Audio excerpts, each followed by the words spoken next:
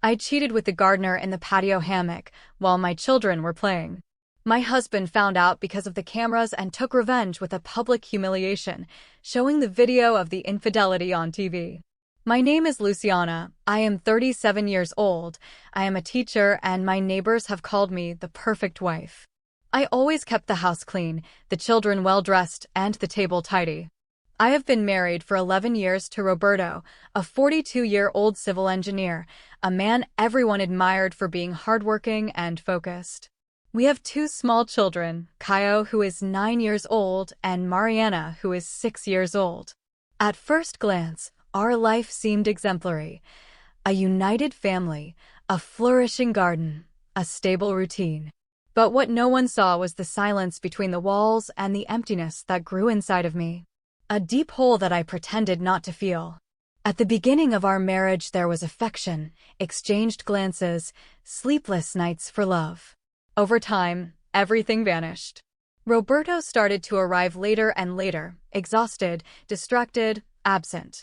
His priority became work, clients, reports. I, on the other hand, was in charge of everything: the house, the children, the loneliness. When I complained, he said it was a phase, but the phase became routine. The routine turned into boredom, and the boredom turned into contempt. I felt like another piece of furniture in the house, useful but ignored. At family parties, I forced myself to smile. On Instagram, I posted dinners and picnics as if everything were fine, but inside me an absurd desire to scream grew, screaming that I was tired, that I felt alone, that I wanted to be seen as a woman, not just as a mother or a housewife. It was a feeling I hid even from myself, but it was there, pulsating, waiting for an opening to explode. And one day, this opening appeared, unexpectedly and fatally. I usually say that betrayals do not begin in bed. They begin with the gaze, the gesture, the empty space that opens between two bodies. In our case, this space was already an abyss.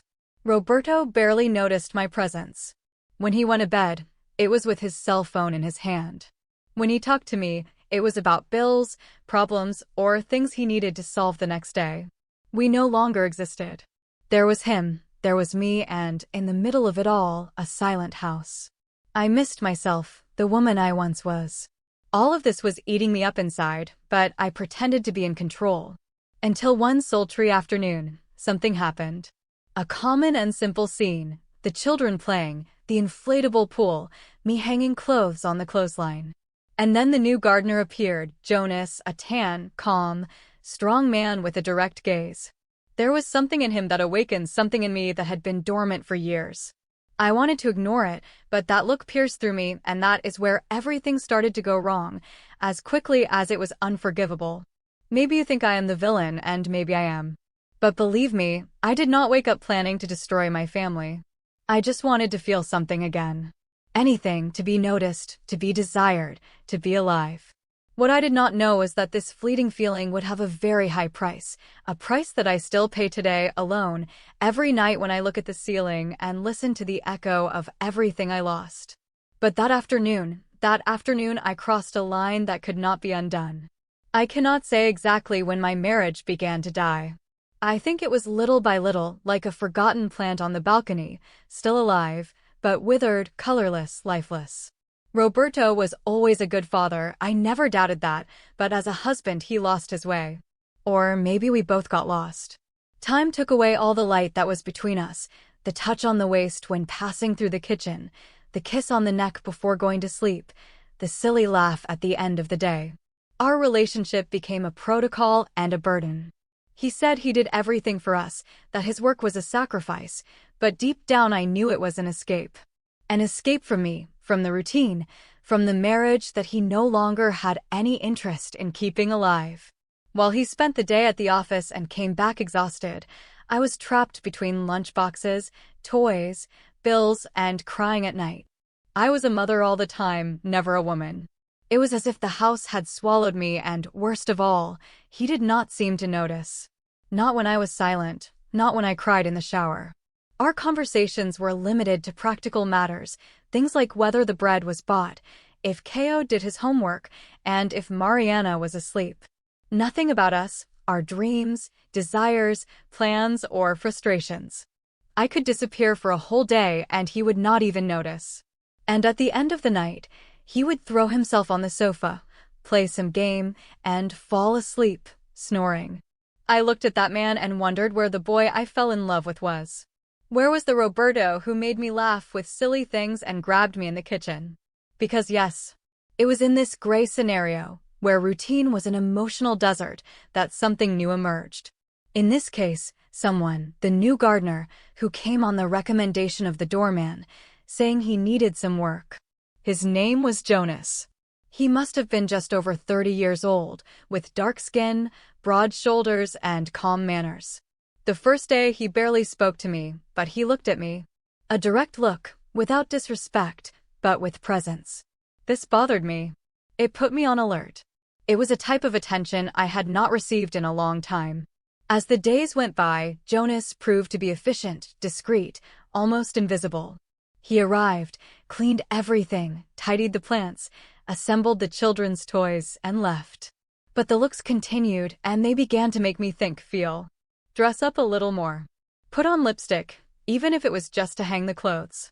I knew it was wrong, but I also knew it was human, and I felt so lonely, so forgotten, that any spark seemed like real fire to me. And that is when the danger arrived. When he appeared with the hammock across his arms, asking in that hoarse voice if I wanted him to install it there or deeper, I felt something strange. A shiver, a kind of shame and excitement that I had not felt in years. I laughed, chatting, but inside something was already burning. And the most terrifying thing is that I did not fight it, because a part of me, a part one did not even remember existed, wanted that. I wanted to be seen. I wanted to be desired. And Jonas saw it. I saw everything. It was his third day here at home. The sun was shining. The children were playing with the hose in the backyard, and I was taking advantage of the heat to hang clothes on the clothesline. Jonas was cutting the dry branches of the hedge, shirtless, sweaty, focused. I pretended not to look, but his every move was impossible to ignore. There was something there that went beyond the physical. It was a charged silence, a silent tension that filled the air like a smell impossible to describe. And that day, I let it grow. I do not know who started it. Maybe it was me, with a silly smile, asking him if he wanted water. Maybe it was him, saying thank you with his eyes instead of his mouth. The words we exchanged were few, but the look said it all. And for the first time in many years, someone made me feel wanted. It was as if I existed again, as if I came out of stealth mode and someone pressed play. I did not want it to be like this, but I wanted that. When I asked him to set up the hammock, it was almost a test. I wanted to see how he would react, if he would get closer, if he would touch me on purpose, if he would notice the low neckline of my dress. And he noticed, and he got closer, and he spoke in a low voice. And when the hammock was ready, he did not leave. He stood there, looking at me. I could have said thank you and gone inside, but I stayed. I lay down in the hammock, and he sat next to me. I do not even know who moved closer first. I only remember the warmth of the touch over the muffled sound of the children in the background. It was as if the world had disappeared for a few minutes. The voices of my children playing became noise. My heart was beating too fast. My conscience was screaming, but my body had already taken over. And then it happened. There was no conversation, no doubt. It was instinct, impulse, mistake, and desire. Right there, in the backyard hammock, the house behind us, the children playing nearby, the smell of soap and grass in the air, everything wrong, everything dangerous, everything real. And I did not stop, I gave in. It was fast, yes, but it was brutally vivid. When he sat next to me, I still hesitated, but all it took was a light touch on my thigh, and I surrendered without a fight. I pulled the strap of my blouse to the side, exposing my chest, and he lowered his head as if he were thirsty. Then I discreetly lifted the bottom of my dress, made space between my legs, and almost automatically, I leaned over him. I did with my mouth what I no longer remembered how to do, as if my body were acting instead of my mind, and the hammock began to swing, creaking slowly. When he finally lay down behind me in the hammock, everything was already on fire. It was fast, impulsive, desperate. When it was over, he got up in silence and went straight to the hose, turned on the tap, and began to wash himself right there. I ran inside, went straight to the bathroom, compulsively washed my private parts, my mouth, took off my underwear. I did everything trembling. Afterwards, I went back to the patio and cleaned the hammock with a cloth, as if I were erasing a crime. I spent the rest of the day in a state of shock. I prepared dinner, bathed the little ones, smiled at Roberto when he got home, and everything seemed normal, but inside me it was as if I had committed a crime and was waiting for punishment. I slept badly. I dreamed of confusing things. I woke up sweating. Jonas did not show up the next day, and that gave me a mixture of relief and disappointment. I knew I had opened a door that should never have been touched. And the worst part was that a part of me wanted to open it more. The next morning, I woke up with swollen eyes and an upset stomach. The first thing I did was look out the window to see if Jonas would appear. He did not. Roberto came out of the room, already dressed in street clothes, adjusting his tie with a smile on his face. "Good morning," he said, as if nothing had happened. He kissed the children on the forehead, took his workbook, and even complimented the smell of the coffee. My hand trembled on the cup. I thought he was acting well, but deep down, something about it scared me more than it relieved me. I spent the whole day convincing myself that no one had seen it, that it was quick, that the children were distracted, that there was no way anyone could suspect anything. I clung to these thoughts as if they were life rafts. I washed the clothes 3 times. I applied bleach to the fabric, scrubbed it with a brush, and hung it in the sun, like someone hanging a confession out to dry. And still, the smell of that afternoon would not leave my nose. It was as if my skin had absorbed the mistake and it had stuck to me. Roberto came home from work later than usual. He came with ice cream for the children, laughed with them on the sofa, and even asked me if I wanted to watch something together after they were asleep. I wanted to say no. I wanted to run away, to make up a headache, but I swallowed it all and said, sure. We sat next to each other, watching some nonsense while my mind raced like a cornered animal. And he was serene, calm, as if he were really at peace. That began to make me desperate. By the 3rd day, I was already feeling sick. Paranoid.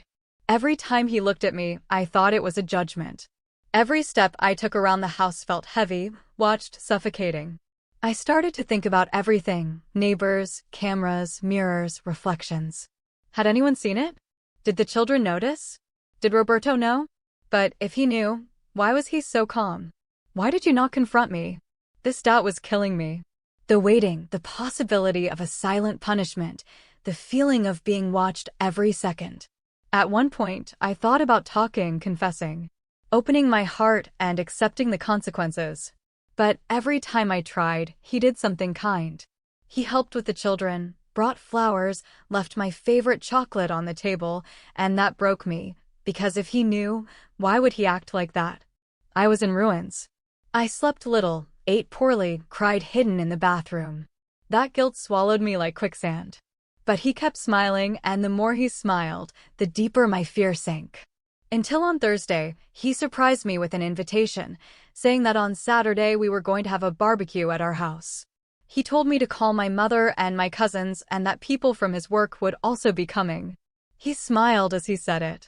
A calm, controlled, almost cold smile. I forced myself to smile back, trying not to let my face fall. At that moment, something inside me said, he knows. He is just waiting. And Saturday was already scheduled like a silent trial. And I already felt condemned. On Friday, the eve of the barbecue, I could barely eat. I prepared the shopping list, trembling with my head spinning, trying to keep my composure. Roberto went to work as usual, but before leaving, he left money on the table with a note telling me to pay attention to the seasoning for the ribs because it was going to be a special day. I swallowed hard. There was something strange in the way he pronounced each word. A false enthusiasm, a glint in his eyes that was not lightness, it was measured calculation, as if someone were preparing something. I went to the market, bought meat, soft drinks, charcoal, flowers for the porch. I did everything automatically, without thinking, as if guided by an external force. In my head, 1,000 scenarios were brewing. Does he want to humiliate me in front of everyone? Will he confront me in front of the children? Does he have proof? I tried to push these ideas away, but they stuck to me like thorns. And even with all this fear, I kept doing everything. Maybe out of guilt, maybe out of cowardice. When he came home that night, he felt lighter. He kissed me on the forehead, thanked me for my effort, and played with Ko and Mariana on the living room rug. The scene was so perfect it hurt. Everything about him was under control, even his smile, and each of his gestures seemed calculated to keep me in a state of tension. That night, as we were going to bed, he turned to me and said he was glad we were reconnecting. That tore me apart. I smiled back and cried silently as soon as he fell asleep. On Saturday, I got up early, cleaned the balcony, prepared the drinks, seasoned the meat. The house looked like a magazine display. Roberto was by my side the whole time, helping me with everything, with an almost theatrical lightness. He even seemed excited to meet up with old friends. He invited colleagues from work whom I did not even know. He called my mother, he even called the building manager. This was not just any barbecue, it was an event, and the feeling that there was a plan underway was eating me up inside. When the first guests arrived, Roberto was impeccable. He wore shorts, a polo shirt, smelled good, and was smiling. He greeted each one with hugs and compliments. I, on the other hand, could barely hold the tray of glasses without trembling. My mouth was dry, my legs were weak. At every moment I expected an explosion, a scream, an accusation. But what came was the complete opposite: background music, laughter, cold beer. People praised the decoration, the dishes, the well-cooked meat. It was as if everything were perfect. And I was in a state of waiting.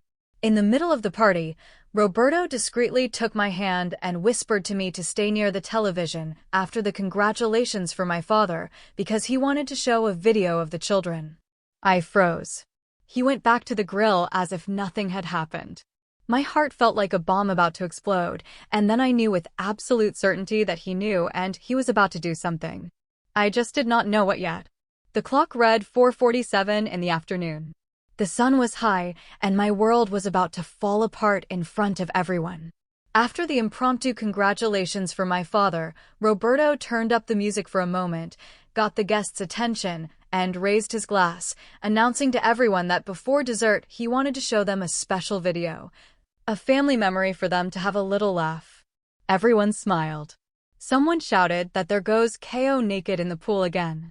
Laughter. I smiled too, or pretended to smile, trying to stay upright. Roberto took control of the television from the balcony and, calmly, played the file named Family Moments. In the first few seconds, the image was static: the backyard, seen from above, the outdoor camera. I recognized it immediately. My heart sped up. My skin felt cold. A few seconds later, there I was, appearing on the screen in a yellow dress, hanging clothes. Jonas appeared from the left side, holding the folded hammock. The voices at the party fell silent. The laughter stopped. Someone whispered, asking if it was not from the beach trip. And that is when everything started to fall apart. It was the video. The video. The recording showed the exact moment Jonas installed the hammock. I sat down, and he approached. Night vision camera, clear image, cruel angle. The children in the background, playing innocently in the inflatable pool. And in the foreground, me, leaning over him. The scene progressed with the hammock swinging, my body exposed, the unmistakable gestures of betrayal. But it did not stop there. After the act, I appeared fixing my clothes, walking to the side of the house, and opening the blue trash can on the porch. I took out my dirty, wet underwear and threw it in the trash. Then, I crossed the yard and picked up a clean one directly from the clothesline, as if it were part of the routine. Afterwards, I came back with a cloth in my hand and cleaned the hammock, scrubbing quickly, almost desperately, erasing the traces of Jonas's sexual fluids. All of this in front of a stunned audience. The silence was sepulchral. No one said anything, and Roberto, with his arms crossed, watched without emotion, without shouting, without drama. The recording continued for another minute and a half, until the moment Jonas gets up and goes to the hose and I go into the house. Then the video cuts, the screen goes black, and the image returns to the faces of the guests. My aunts, my mother-in-law, my brother, Roberto's colleagues, people who had lived with me for years, now looked at me as if they were seeing a walking corpse. No one said anything. Roberto walked to the central table on the balcony and placed a black folder on it. He simply told me to sign. He said everything was there: divorce, custody, visits, asset sharing. He told me he was giving me what I gave him, a public farewell. He said it so calmly that it hurt more than any scream. I could not react. I felt my legs give way. I leaned against the wall so I would not fall. Mariana ran to me, asking me why I was sad. Ko hugged his sister. The world was spinning in slow motion. I looked at the faces of the people, trying to find a thread of empathy, but all I saw was disgust, shock, and pity. Roberto handed me a pen. I signed with a trembling hand, unable to read a single line. He took back the folder, thanked the guests for coming, and apologized for the exposure. He said that sometimes pain needs to be public to stop being invisible. He collected the children and left with them through the front door. The music started playing again in the background, as if mocking me, and I was left there, alone in my own house, filthy with shame, exposed, with no ground beneath me, and with all eyes on me. The impact of the video was so brutal that no one reacted immediately. There was only a paralyzing silence, as if the air had been sucked out of the porch. My mother-in-law was the first to break that void with a dry, sharp cry of horror. "Oh my God," she screamed, covering her mouth with her hand. Roberto's mother, who used to treat me like a daughter, fell into her chair, crying her eyes out. I was trembling all over, trying to find air in my own lungs. The children, oblivious to the chaos, were still laughing in the pool, splashing each other with water. My aunts looked at me as if I were a monster. One of them pulled my mother by the arm, whispered something, and they both moved away from me as if my skin would burn them. I saw one of Roberto's colleagues using her phone, as if she were texting someone that they would not believe what she was seeing. And in the midst of all this, Roberto said nothing. He walked to the main table, took a black leather briefcase, and with practiced firmness, threw it in front of me. He told me to sign, his voice firm and unwavering. I opened the folder with trembling hands and saw the papers: divorce, sole custody of the children, a report of what happened with printouts of the images. It even had his lawyer's contact information, marked in yellow. The final blow came shortly after. He raised his glass and said loudly enough for everyone to hear that he wanted to give his wife the same gift she gave him, an unforgettable farewell. Some guests lowered their heads, others trembled in shock, and I could not say a word. My knees gave way, and I had to lean on a chair. He said I destroyed our family, and now I would live with its remains. He did not scream. It was not necessary. His words cut like a razor. Someone tried to intervene, but he raised his hand and said this was between us, and that I had chosen this exposure. At that moment, I realized that my pain was public, that my children would see this one day, that my story was now filth in the eyes of others. And the worst part was that I had dug this hole myself. No one pushed me, no one forced me. It was I who shattered my own image. I saw Jonas trying to send messages to my cell phone. The screen lit up, one notification after another, but I did not have the courage to open it. This was no longer about the two of us, it was about me, about what I had done with a whole life built, about the marks I left on the people who loved me. I felt my mother give me a withering look, and for the first time in years, I realized she was ashamed of me. There was no support, no reception, only repulsion and silence. After signing, Roberto took the papers, put them inside the folder, and looked me in the eyes one last time, saying he used to love me, but now he only felt pity. He turned his back, called Ko and Mariana, and walked out the front door in front of everyone. The street was lit by the setting sun. He walked with the children by the hand, as if it were the final act of a play. And there I stayed, standing in the middle of the balcony, surrounded by people, but completely alone, with shame screaming at me louder than any word. Signing those papers was like signing my own certificate of completion. I do not remember reading a single line. The letters danced before my blurry eyes. The pen slipped in my hand, but Roberto did not wait. He took back the folder as soon as I finished the last signature and left without looking back. This was not just a divorce, it was a surgical cut, quick, clean, cruel. And when the door closed, it was as if the world had changed color. There were still people there, but everything seemed distant, cold, static. Minutes later, one of the guests, Roberto's brother-in-law, who was also the property manager, came over and said with a look of embarrassment that it would be better if I did not sleep there that night because the condominium association had already been informed. I did not even try to argue. I went upstairs, packed some clothes in a backpack, and left through the back door. As I walked down the sidewalk, I saw faces in the windows, curious and critical eyes. Every step was a nail in my pride. Every look pierced my skin like a hot blade, and I deserved every one of them. The next day, I tried to talk to Roberto. I called, sent a message, asked to talk about the children. The reply was brief, objective, and painful, stating that he had custody, that the court had already been informed, and that all communication would be through his lawyer. I went to my mother's old apartment, and she received me coldly. She said I had ruined everything, that she did not want my nephews to be exposed to the public shame that involved me. I spent 2 weeks in a borrowed room, sleeping on an old mattress, between boxes and loneliness. I was no longer welcome anywhere. Jonas looked for me. He showed up in the lobby of my mother's building with flowers and an apology, saying he did not want it to have gone so far, that he regretted everything, but I did not want to look at him.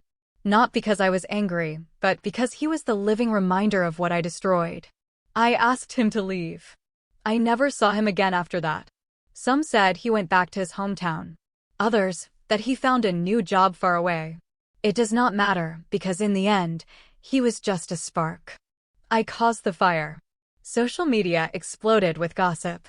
A neighbor made it her mission to spread the story among groups of mothers from the children's school.